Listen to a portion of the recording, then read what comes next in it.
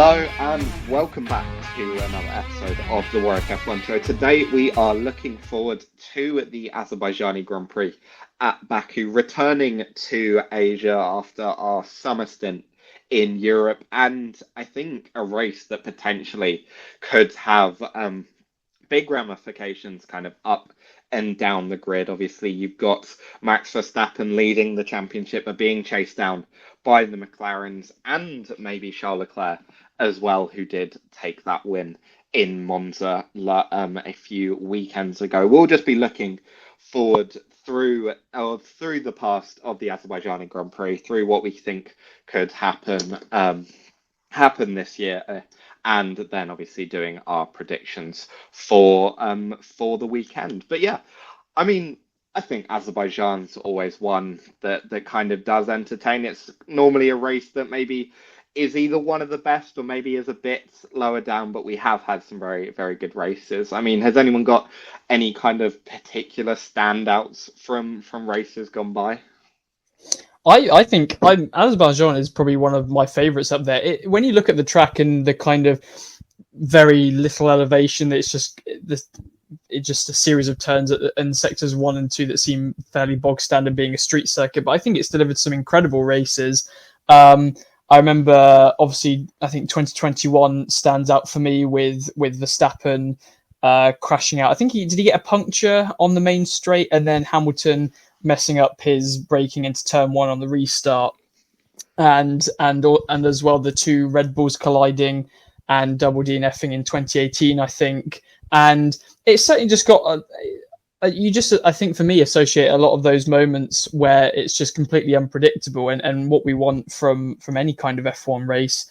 And I thoroughly expect that to be the case this season with the different race winners that we've had, and with the amount of different drivers that we have in contention for a win with the performance of the current cars. Yeah, and I mean, Will, obviously as a Ferrari fan, you've got fond memories of the castle section and drivers going through there. Yeah, I mean, Charles Leclerc is a bit stupid sometimes, but he has also probably got the most, if not joint most poles at this track. I'm not sure if that's correct, but it feels like every time we go there, he just sticks a car on pole, even if it's not the best. So I think when we had the sprint race there 2 years ago, he got pole in both. So, I mean, it'll be an interesting track. I think the bit that stands out to me is the brake checking with Hamilton and Vettel in, is it 2017 that was, or 2018? I can't remember quite which. But I think it was 17. I think it was 17, yeah. But yeah, that will just stand out. And then Kimi obviously asking for his gloves and steering wheel down the pit lane. I mean, there's just so many iconic moments. But the last few years have been a bit dull, I must admit. But we have got this year, obviously, coming into it. And I think, for me, these races, Baku and Singapore, are the deciders for whether we get a drivers' championship battle into the final few races of the season. Because the Red Bull, I think most people are predicting it is going to be kind of nowhere, even regardless of their kind of previous form. They've never really been as good around street circuits, even when they've been more dominant. And obviously now with the issues that they're facing, you do look to maybe thinking the Red Bull is very solidly going to be the fourth fastest car on the grid.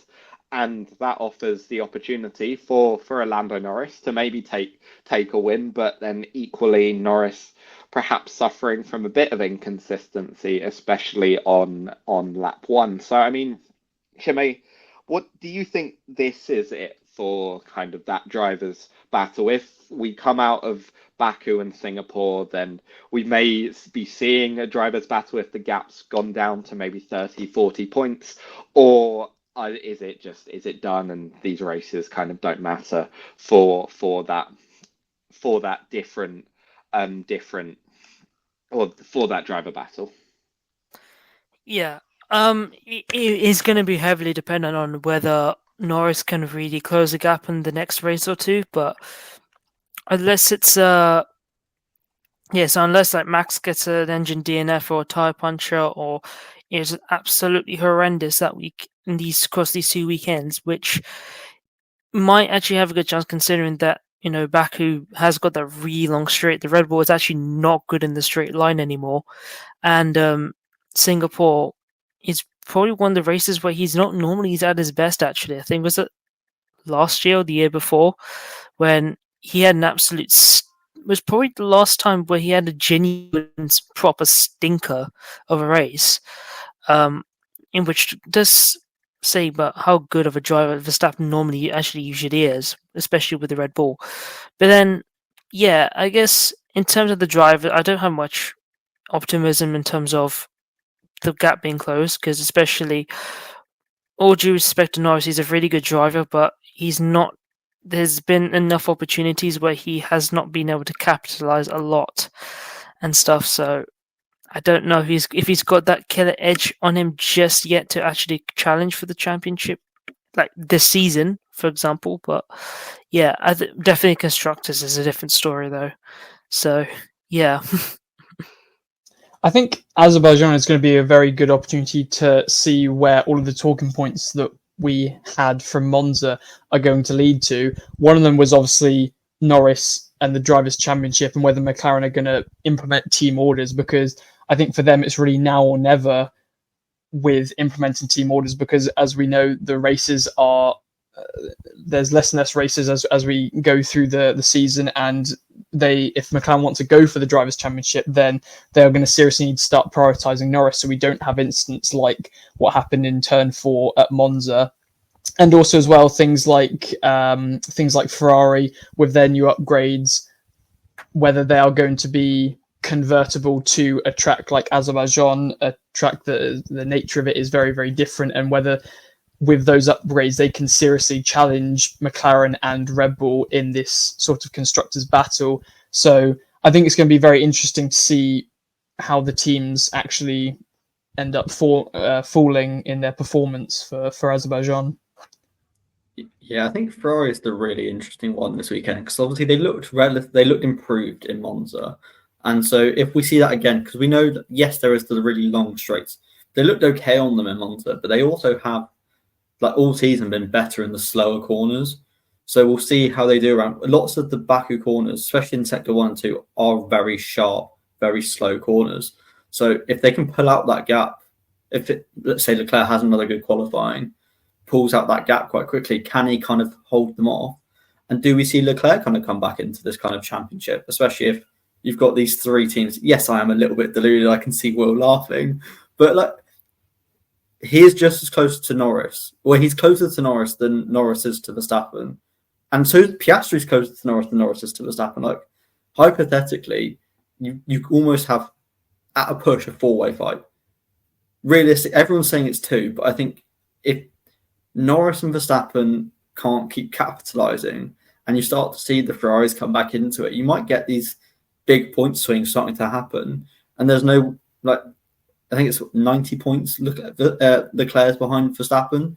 If he has a few rough races, and as we said, in these street circuits, and the Ferraris, where they've been good recently, do well again, we could see Leclerc sort of where Norris is, and Norris behind Leclerc.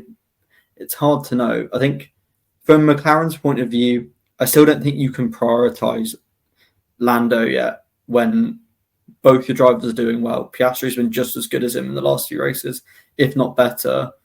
Piastri's, like, if you want someone to go and win you the title, I'd rather have Piastri. He's the one that is like actually putting moves on people and actually getting past people without the aid of a rocket ship of a car. He's actually just being better under braking and making competitive moves. I just don't see Lando doing it. So I don't think that's probably part of the reason why McLaren aren't just committing to him, when they know they've not really seen anything say that, yes, I am that dominant driver that I can win every race when I'm in the position. But then I guess Piastri is still like over 40 points behind Norris, so I guess maybe that's one of the reasons why they feel like they have to commit to Norris at this stage, even if Piastri, I suppose, has been the more aggressive, not aggressive, but he certainly has been, I think, the better driver for the second half of this season. But I think we discussed it in our review of Monza, where it's a bit of a difficult situation for McLaren now, having to decide this halfway through this, or more than halfway through the season. And so it should be interesting to see how they respond to those kind of events that happened. To be fair, I don't think Leclerc's out of it, but I do think it would take DNFs from Max Verstappen. I think purely based on if everyone has good reliability and is able to finish the races, I think Norris has the only possible chance, and I will preface that with I don't think it's much of a chance. And I think it all comes down to Baku and Singapore.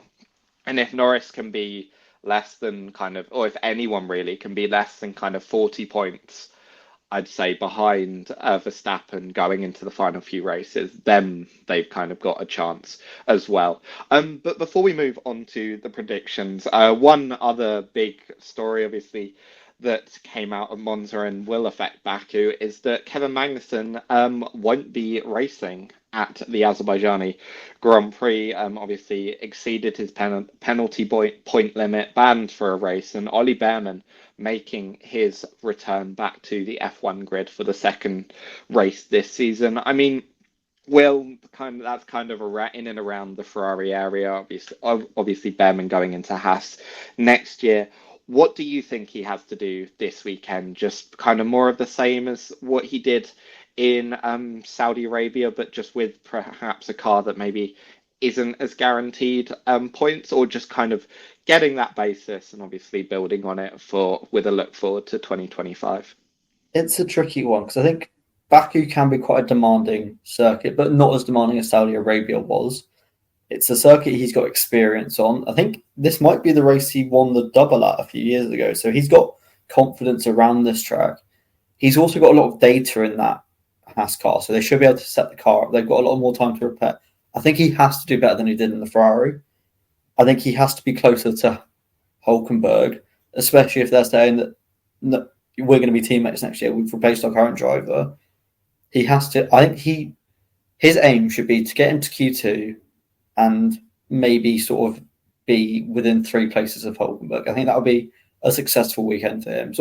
Within 20 seconds, but nothing further than that.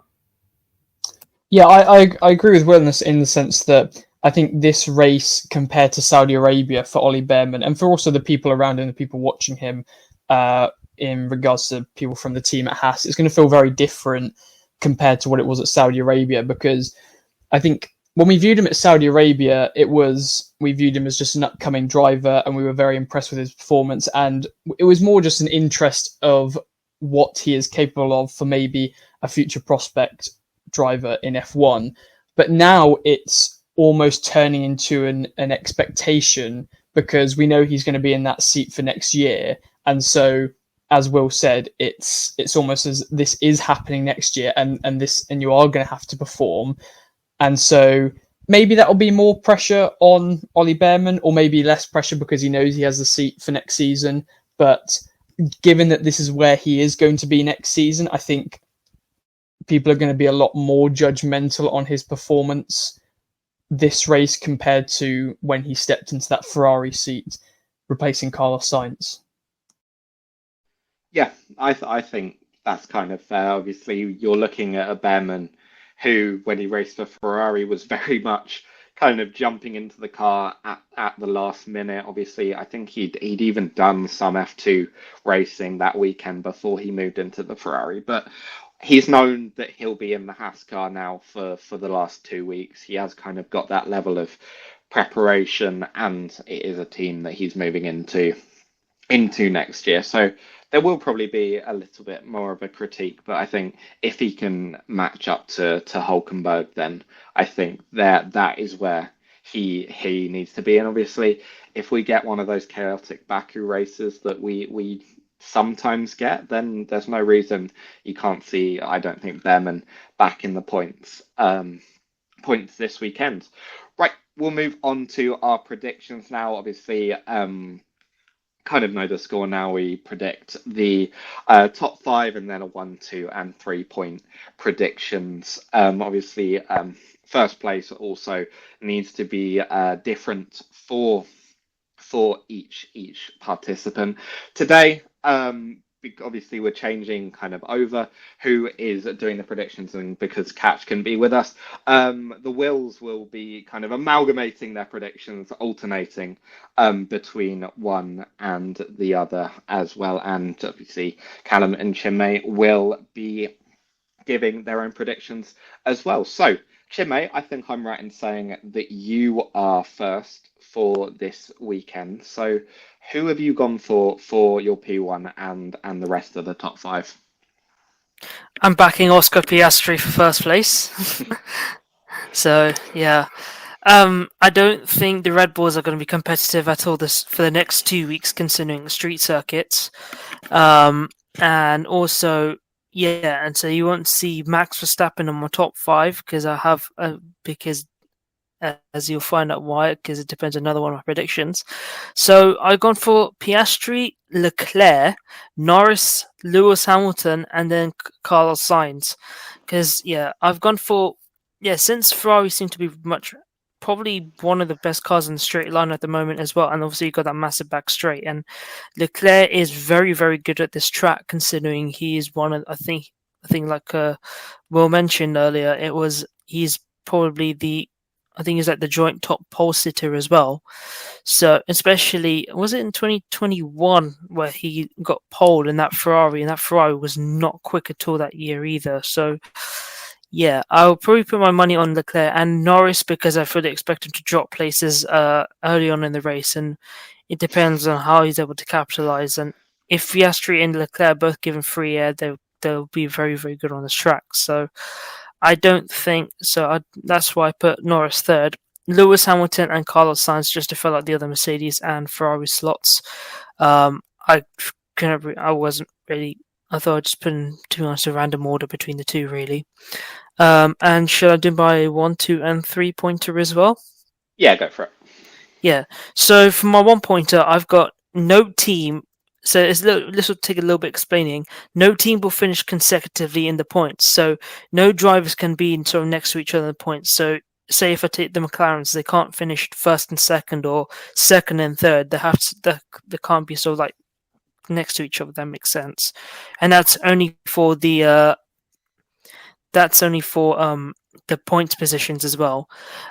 For my 2 pointer, I've gone at least 3 red flags across the weekend. I suppose that's fair enough with if it's including the free practice sessions.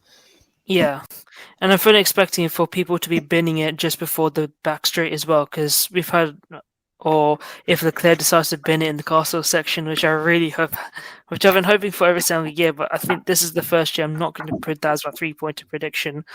So my 3-pointer is going to be Sergio Perez will both out-qualify and beat Max Verstappen in the race.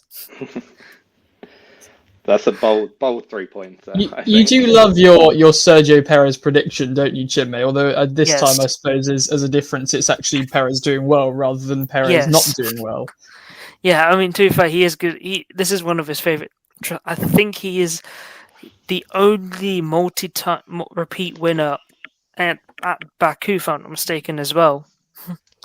So, because he won in 2021 and 2023. So, yeah. That is my predictions. Perfect. Right. The Will's the second, and we've agreed to kind of alternate our predictions, also with no knowledge of what the other person will be saying. So this could be quite fun. As a partial tribute to my co-host Will Biddles, and because he really does perform at this track, I've gone Leclerc P1. I think obviously you have seen pole at the last 3 races. That Ferrari looks good at the moment. I think Monza, I wouldn't say Monza is a track with especially different characteristics to Baku, kind of those long straights, but some slow corners as well. And I don't see any reason why Leclerc kind of can't go or take that next step, take those back-to-back wins, and as obviously Will is hoping, maybe challenge Verstappen a bit more. Yeah, nice. I'm quite glad you've gone with that, because that's what I would have gone with as well. In second, am I doing second place now? Yeah. Yeah, we'll do second place and then we'll just alternate. So second I've gone with Piastri. So I think he's on a roll. He's got kind of that It's like he knows that he is the better driver at the moment. He's got that confidence in that car. He is putting it exactly where he wants it, and he's almost saying to Lando, like, "Yeah, you should have made the most of it this year because next year I'll beat you." So I'm looking forward to that, and I'm looking forward to him potentially just like out strengthening Norris again. It would just be funny. You mentioned there Lando. I will go Lando P3 just because I think that McLaren is quick and he'll be up there. Whether he loses positions on lap one again will be something that remains to be seen. But again, like you're always going to see the McLaren up there, and I think if we've taken 1 and 2, then Norris has to be predicted third. Yeah, fair enough. I'm now a bit conflicted about where I want to go because I want to say Sainz, but it's not his best race. So I'm going to go with, for you, Will, I'm going to do Lewis Hamilton, the future Ferrari driver, in fourth. I just think he's done well around here in like previous years, and he's got that kind of confidence. He's feeling a bit better. Car's developing more, so we'll see how Mercedes do. Yeah. And I'm gonna go Russell P5. I think obviously we saw him performing qualifying at Monza, did get quite unlucky in the race, kind of to not really have any chance at the start with his early pit stop. But I think he can come kind of roaring back and potentially grab that 5th place. And that does mean we've not put Verstappen in the top 5. And I can't remember the last time. It might have been done more recently, but I can't remember the last time I didn't put a Verstappen in the top 5. And I think that says a lot about how Red Bull have kind of developed. But Will, you've got our 1 and 3 points. I've got our 2-point prediction. So what is our 1 point? My 1 point prediction is going on recent form, and that Lando Norris loses a place on lap 1, or at least one place on lap 1, and that the struggles continue. It's only a short run, but it's up the. I think P2 is up the inside as well at Baku. I might be wrong, but if he loses positions, I think it's at corner turn 3. You are lucky that Catch is not here for this episode, because as a McLaren fan, she would be fuming. But unfortunately, it has gotten to that point where I suppose we've come to expect it, really. So. Yeah, I'd like to just see Oscar just sending one up the inside of him. It'd be funny. Right. Yeah, man, that would be quite funny. For the 2-point prediction, I think because the drivers are getting too well behaved. I think we've not had a safety car for a few races. Obviously, we saw even the safety car end up causing its own collision at Monza. But I think we're going to get one, and I think it'll be because we get three or more DNFs on, or 3 or more drivers either DNFing or dropping to the back of the field through a puncture or damage or something like that on lap 1. Does that sound like a good 2-pointer? Yeah, I like that. I mean, great. It seems realistic. I mean, when I didn't know if we were going to be first, second, I said that thought there might be like a couple of safety cars as Baku. So we've got like the same sort of thought process going. So I guess that leaves us with our 3-point prediction. 3-pointer. I'm going with one of Franco Colapinto or Oliver Bearman score points, which, given the current state of their cars that they're in, is not likely. But I'd like to see it for both of them. I think Bearman's probably the more likely one, but you never know. Could be interesting as long as everyone's happy with that. No, I think it's possible. I think you've got 2 rookies, both with a point to prove coming in, and it's Baku. Anything can happen. And if a rookie finished in the points, it would guarantee that maybe the race had been quite good. Callum, you're third. Obviously, you've got your top 5 and your 1, 2, and 3 to do. So what are they? Well, as the last pick, I've gone rather the opposite of Will Biddle's opinion with not having much faith in Sainz, or maybe think he's not going to perform quite well. I've actually gone with him top. A little bit, perhaps, from the reason that I think I didn't have the choice of Piastri. I think I would have preferred to choose Piastri, but obviously that's what Chinmay predicted. And I have lost a little bit of faith in Norris, I think, for the race win. And I also do have a bit of a soft spot for Carlos Sainz. So I've gone with him P1. I've gone with Lando Norris second and Oscar Piastri third. I do think obviously the McLarens will be very much up there. I've gone Leclerc fourth, and then I've gone with a Verstappen P5. This time, actually not a tactical Verstappen P5. I do think that he's going to be kind of back there. My 1 point prediction is a driver crashes at the castle section at some point in the weekend. Not naming names at all. Just some driver for the for the 1 point prediction. I'm sorry, Will, I can see you not liking that one. My 2 point prediction, a bit like what the both rules were saying, we're on a bit of a safety car drought, and I do think that this is the race to kind of give Bert Mylander a bit of work. So we're going to go with my 2 point prediction, which is 2+ safety cars or VSCs in the race. So we're going to go with that one. And along that line of hopefully some crashes, my 3 point prediction is that 15 or less drivers finish the race. Fingers crossed for some carnage. So yes, that is my predictions for Baku. Yeah, so looks like we've all kind of predicted some chaos, and I think that says a lot about the race that we're coming to, and hopefully it should be a good one. Thank you to Will, Callum, and Chinmay for coming on, and we'll be back next week, obviously, with our review of the race in Azerbaijan, as well as our preview for the second race of the double header in Singapore. But as always, thank you for listening.